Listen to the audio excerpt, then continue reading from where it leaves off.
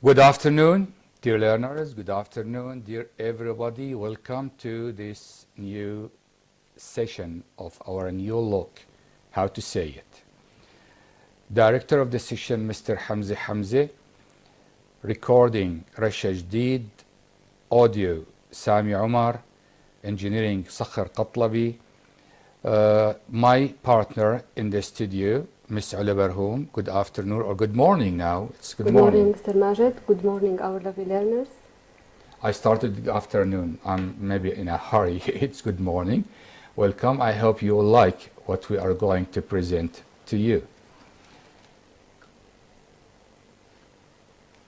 Grammar, revision of past tense.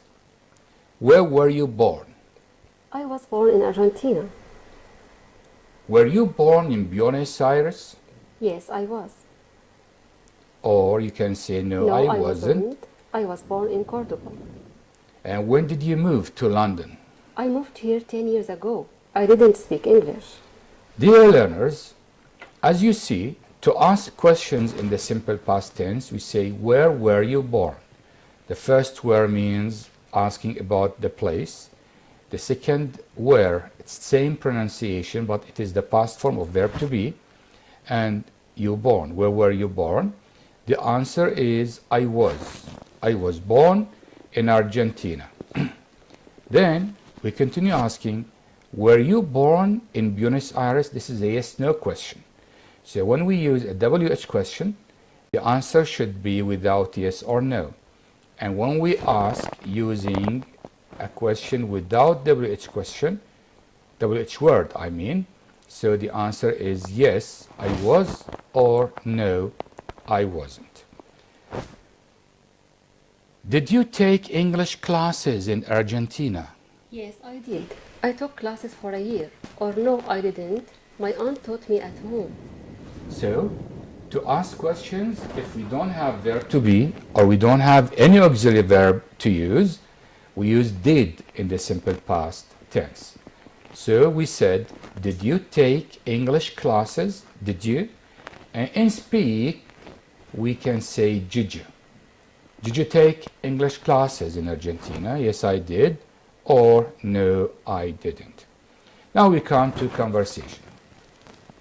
Could you tell me a little about yourself? Where were you born? I was born in Korea. Did you grow up there? No, I didn't. I grew up in Canada. Where did you go to high school? I went to high school in Ecuador.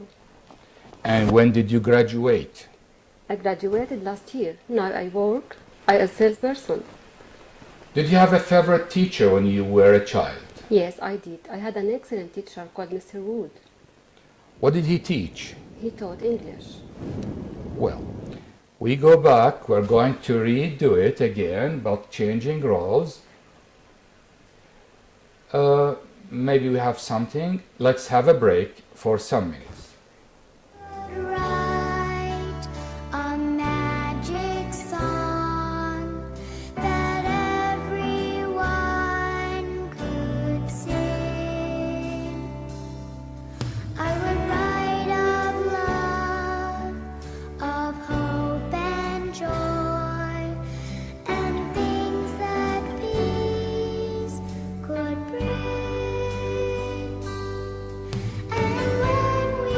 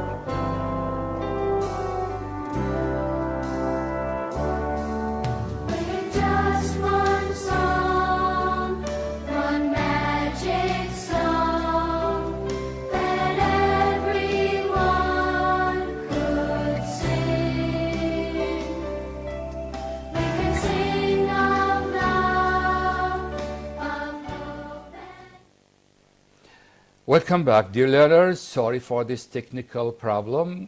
I hope it is fixed. Let's continue what we were talking before the break. I said to ask a question using could, we say, could you tell me? But in speech, we can say, could you? Could you? Could you tell me? Could you? See?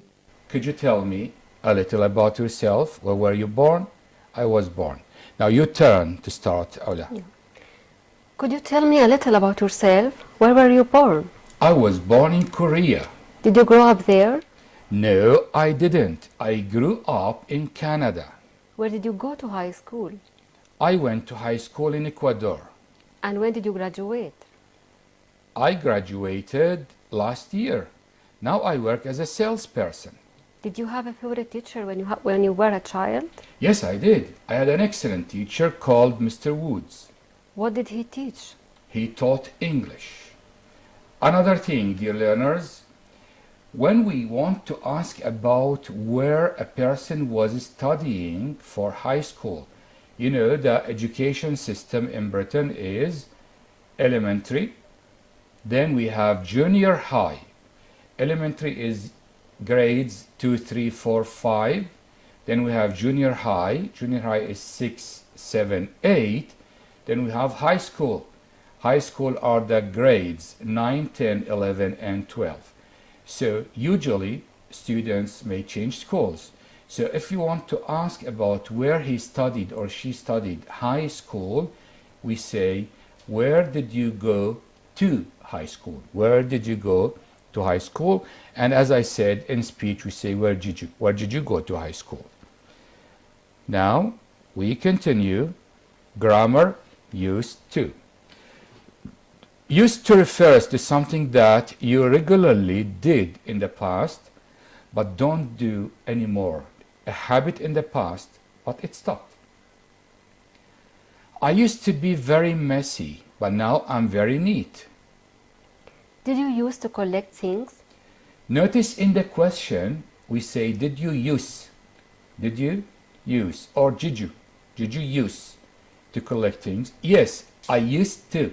And notice that the pronunciation of used to, if it is past, ed, or it is base form, use, because we have linking with the to, same pronunciation. I used to, and did you used to?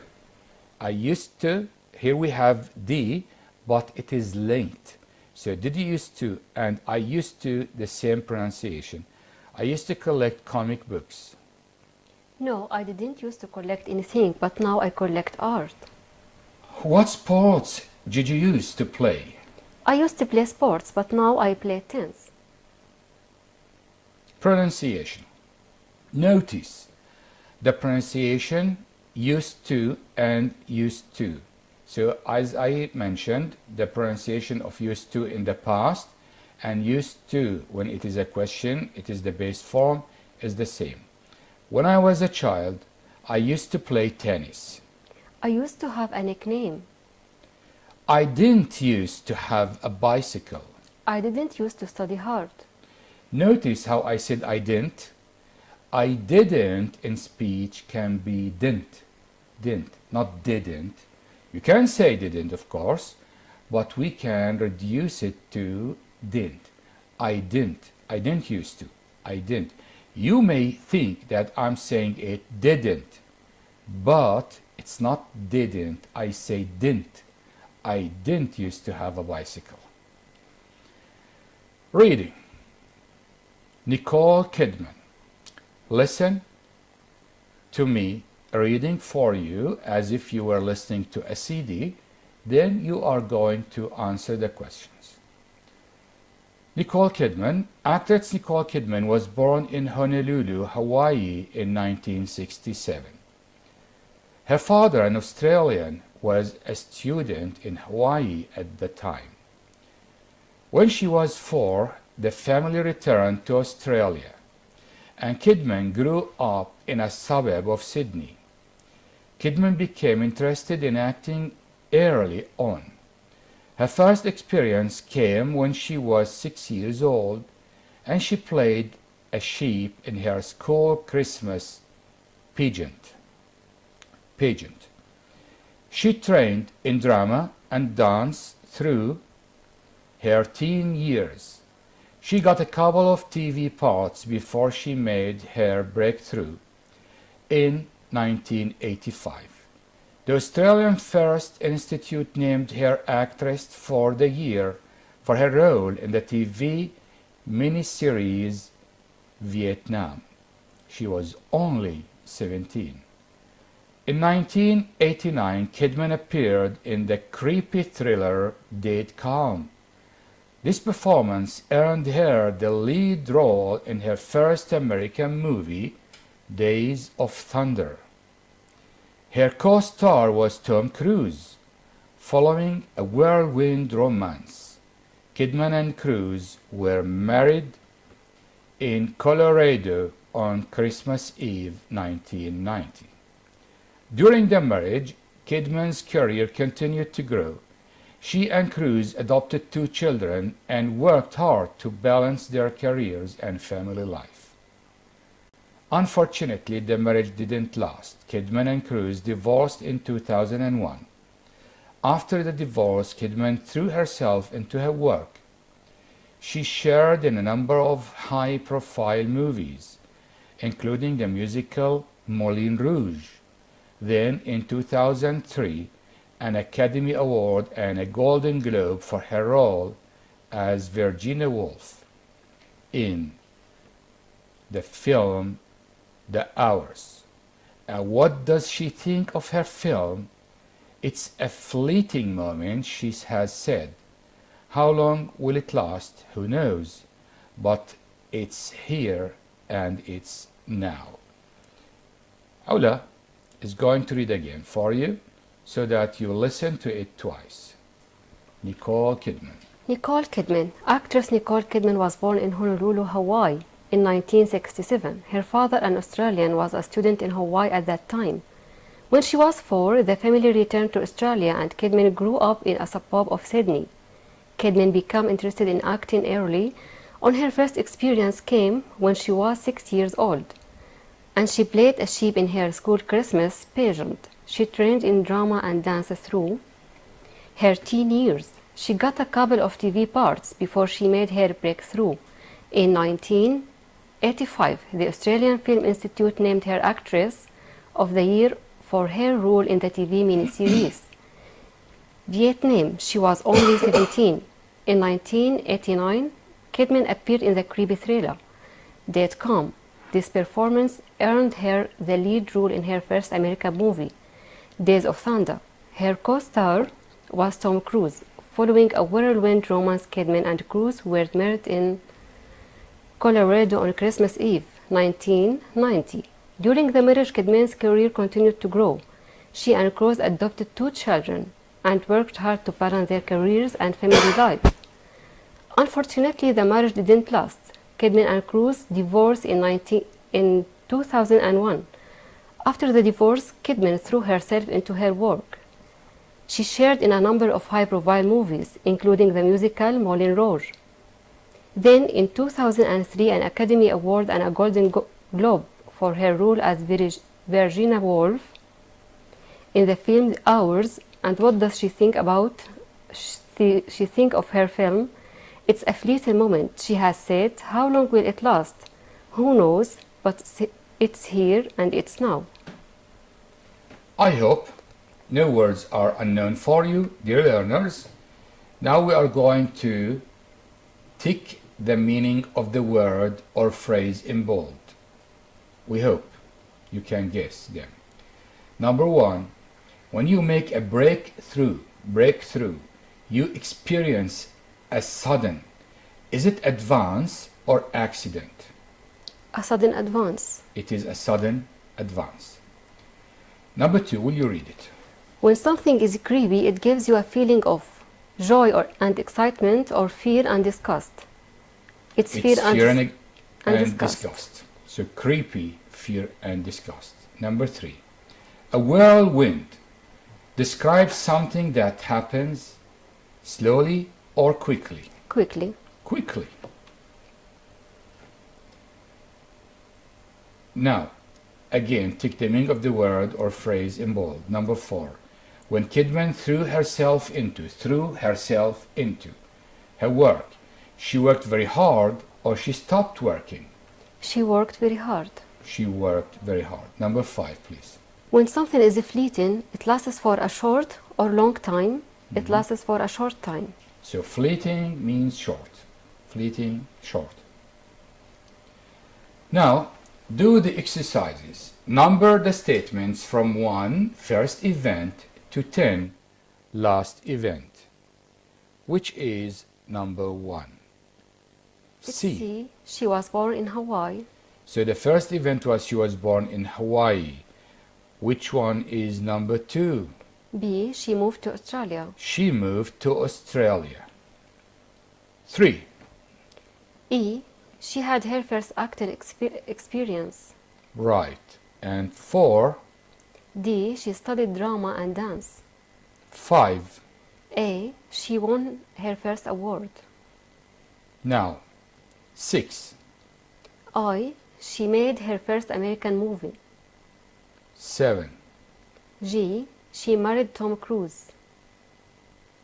8. She adopted 2 children. She adopted 2 children. 9. H. She divorced Tom Cruise. And 10. F. She won an Academy Award. Good. We come to the listening part, and for me, I always say listening is the most important skill to learn any language. If you don't understand what someone is telling you, you won't be able to speak. So the first step is to listen well, then we come to speaking. It was a beautiful spring morning. There wasn't a cloud in the sky, and the sun was warm but not too hot, so Mr. Andrews was surprised when he saw an old gentleman at the bus stop with a big, strong black umbrella in his hand. Mr. Andrews said to him, "Are we going to have rain today, do you think?" "No," said the old gentleman, "I don't think so." "Then are you carrying the umbrella to keep the sun off you?" "No, the sun is not very hot in spring." Mr. Andrews looked at the big umbrella again, and the gentleman said, "I am an old man, and my legs are not very strong, so I really need a walking stick. But when I carry a walking stick, people say, 'Look at that poor old man,' and I don't like that. When I carry an umbrella in fine weather, people only say, 'Look at that stupid man.'" Nice. We are going to listen a second time. It was about a man who is carrying an umbrella. Why? I think you understood. And now we are going to listen again to do the exercise. It was a beautiful spring morning. There wasn't a cloud in the sky, and the sun was warm but not too hot, so Mr. Andrews was surprised when he saw an old gentleman at the bus stop with a big, strong black umbrella in his hand. Mr. Andrews said to him, "Are we going to have rain today, do you think?" "No," said the old gentleman, "I don't think so." "Then are you carrying the umbrella to keep the sun off you?" "No, the sun is not very hot in spring." Mr. Andrews looked at the big umbrella again, and the gentleman said, "I am an old man, and my legs are not very strong, so I really need a walking stick. But when I carry a walking stick, people say, 'Look at that poor old man,' and I don't like that. When I carry an umbrella in fine weather, people only say, 'Look at that stupid man.'" Well, question number 1. Choose the correct answer. Number 1, Ola. It was a beautiful summer or spring morning. It was a beautiful spring. Spring. So it was a beautiful spring morning. Number 2, the sun was warm or hot? The sun was warm. Warm. So they didn't need an umbrella. Number 3, Mr. Andrews was surprised when he saw A, an old gentleman or a young girl? A, an old gentleman. An old gentleman. Read number 4, please. The old man was holding A, an umbrella, or B, a stick. An umbrella. An umbrella. Number 5, the old man hated people to say, look at that stupid man, or look at that poor man. Look at that poor old man. Yes, he didn't want them to say, look at that poor man. So he carried an umbrella and he thought that they would say only, look at that stupid man. Now, I will show you the script and I will let you listen, and I want you to follow with your eyes what you can hear with your ears. It was a beautiful spring morning. There wasn't a cloud in the sky, and the sun was warm but not too hot. So Mr. Andrews was surprised when he saw an old gentleman at the bus stop with a big, strong black umbrella in his hand. Mr. Andrews said to him, "Are we going to have rain today, do you think?" "No," said the old gentleman, "I don't think so." "Then are you carrying the umbrella to keep the sun off you?" "No, the sun is not very hot in spring." Mr. Andrews looked at the big umbrella again, and the gentleman said, "I am an old man, and my legs are not very strong, so I really need a walking stick. But when I carry a walking stick, people say, 'Look at that poor old man,' and I don't like that. When I carry an umbrella in fine weather, people only say, 'Look at that stupid man.'" Nice. We come to compound nouns. Compound nouns. Match the words in column A and B to make compound nouns. We have bicycle, it goes with B and F. B. Lane, bicycle lane means a way, a narrow way for bicycles, and F. Stand, bicycle stand where you can put your bicycle. Bus. It goes with B, D, E, F. Will you read them? Lane, station, stop, stand, and system. Yes. Bus system, bus station, bus stand, bus lane. Yes. Now news. With F, newsstand. Newsstand. There you can see the news and buy a newspaper. Street. With the C, street light. Street light. Number 5. Parking with A and I. Parking garage and parking space. Parking space and parking garage. Subway. With D, E, and G. So subway station, Yeah. subway stop, and subway subway system. Traffic. Traffic with C and H. Traffic light and a traffic jam. Traffic jam. Traffic jam means when cars are many and it's crowded, we say traffic jam. Taxi. Taxi stand. Where the taxi stops and you can take it to go to the place or to the destination you want. Train. With D, E, and G. Train station, train stop, train system. Yes, train station, train stop, and train system. Adverbs of quantity. Adverbs of quantity. Grammar. With count nouns and with non-count nouns. We say, there are too many cars. Too many cars. Cars are countable, a countable noun. So we say too many. Too with an adjective means more than okay, more than we need. It's too much. Too many cars. A lot of cars, but we don't like it. But when it is uncountable, we say, Ola, There is too much traffic. too much traffic. Too much. So too many for countable nouns, too much for uncountable nouns. There should be fewer cars.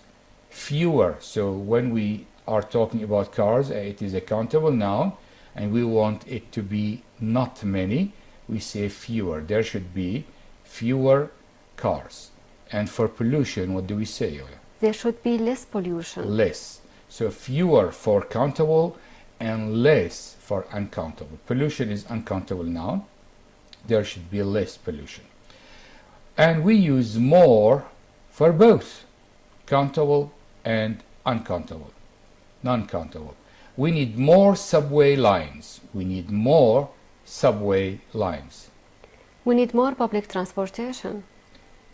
And if we want more than what we have, we can say there aren't enough buses. I mean, we need more. There aren't enough buses. And for non-count nouns, There isn't enough parking. there isn't enough parking. Conversation. Excuse me, could you tell me where the bank is? There is one upstairs opposite the duty-free shop. Do you know what time it opens? It should be open now. It opens at 8 a.m. Oh, good.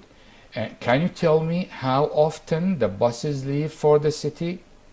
You need to check at the transportation counter. It's right down the hall. Okay, and just one more thing. Do you know where the restrooms are? Right behind you. Do you see where that sign is? Oh, thanks a lot. Now, if you see, we have questions, indirect questions with direct questions.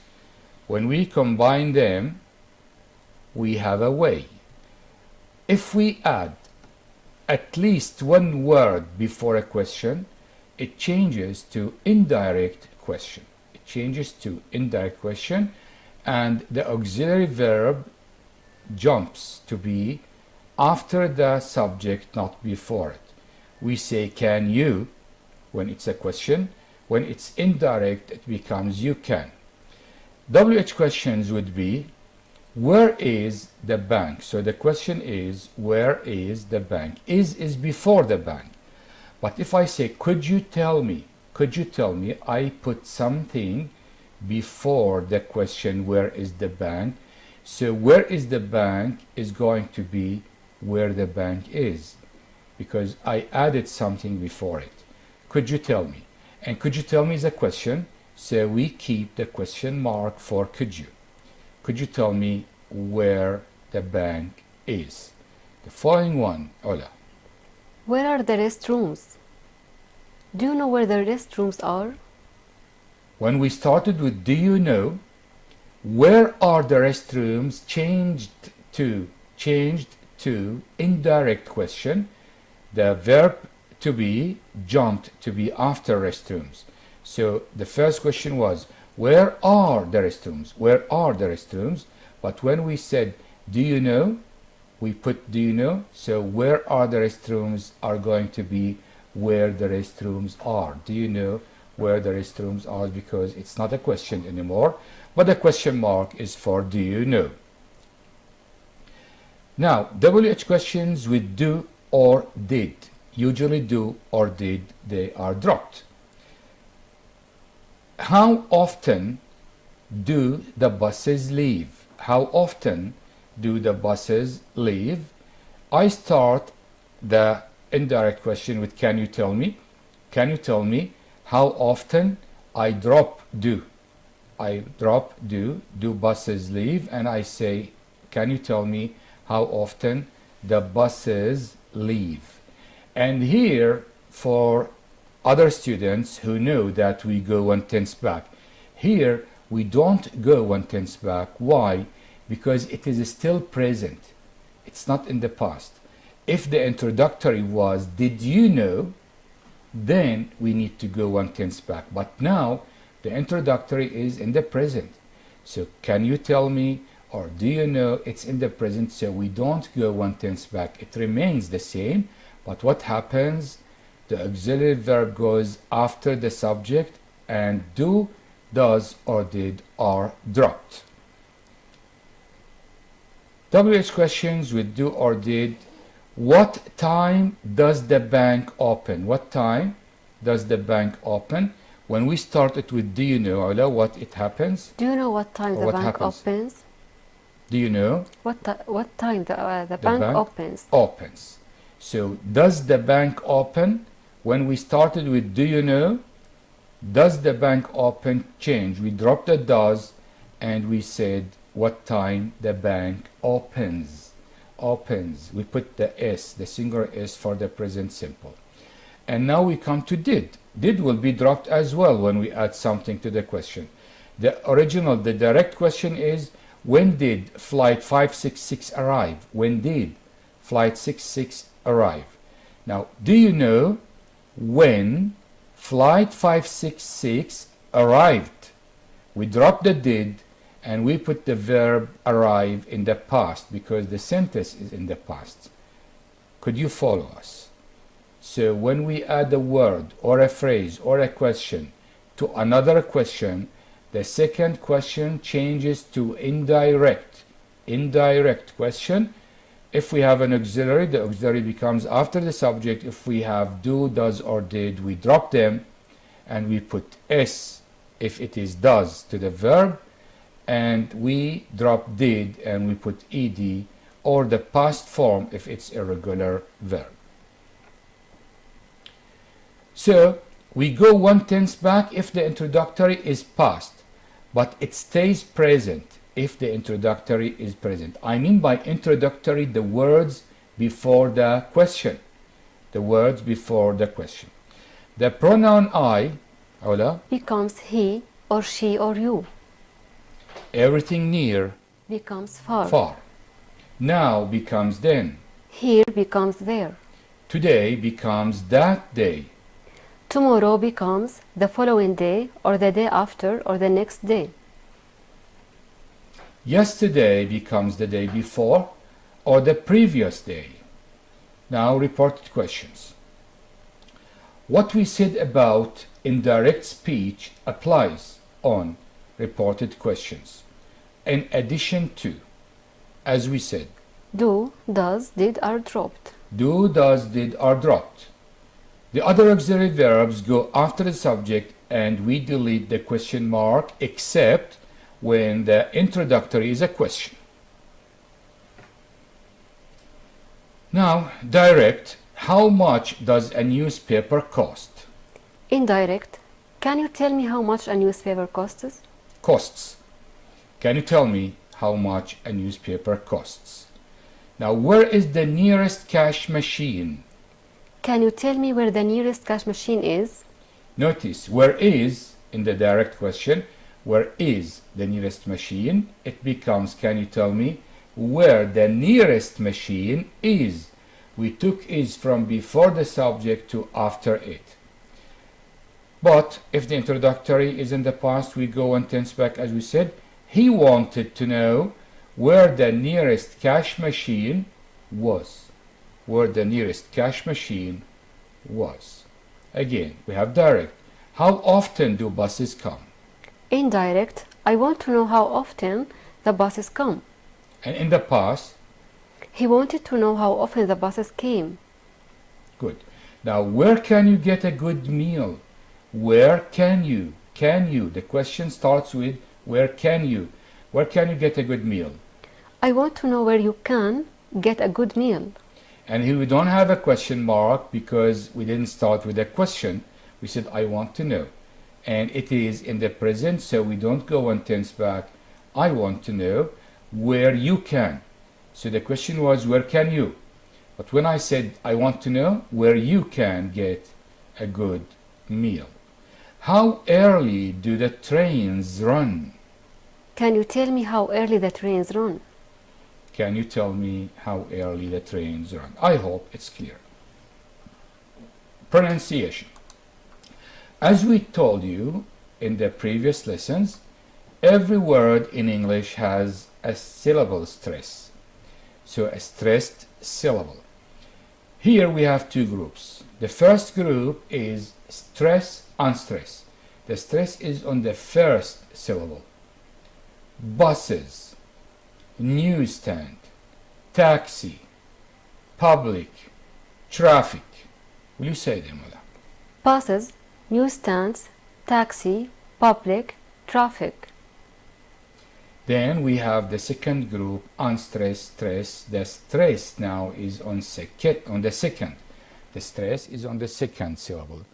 Hotel, hotel, improve, improve, provide, provide, machine, machine, police, police.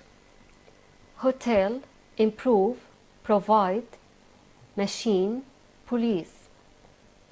Well, we are going to wrap up.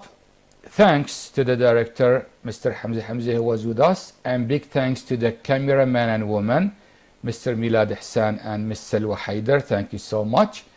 And big thanks to my partner in the studio, Ms. Ola Barhoum. It's my pleasure. And this is me, Abdul Majid Ogorli, Senior Supervisor and Coordinator of English Curriculum. We hope you are getting benefit from what we present to you, how to say it. We want you to know how to say it. Till next time, be safe and sound, and thank you so much. Goodbye.